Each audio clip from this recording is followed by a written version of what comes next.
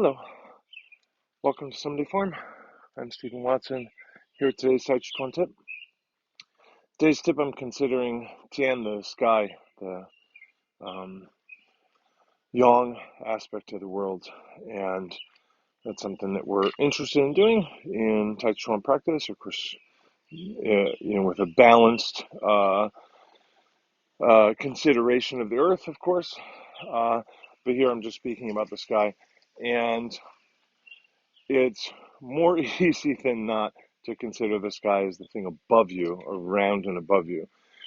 But I mean, that's only going to be half of it. The other half is kind of hidden behind the earth, under the earth. So there's sky there, there's sky there, there's sky there, there's sky there. There's also earth, so sky's on the other side of that. The yin eclipses the yang in that case.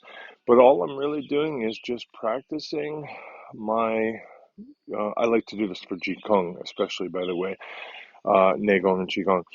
But here we're doing a Tàijíquán tip. And speaking of tips, thank you for your tips. It really supports the channel, and it's needed more than ever. But where I would ordinarily be considering the sky, like maybe white crane or cloud hands or something as a couple of examples, I'm trying to include a awareness of the sky beneath us, the other half of the sky.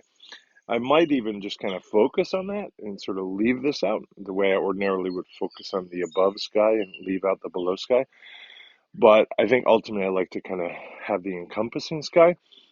But that's okay. Any way that you want to do it, expand your sky. So thank you very much. And also, with that earth thing, let's remain grounded and work on our de-escalation skills. Thank you. Love. Thanks for showing your support for today's Tàijíquán tip. Tips really go a long way. And if you can't afford to help financially, comment, subscribe, share, and like, and all that stuff. To be in touch with me, go to my Linktree, Someday Farm. Thank you.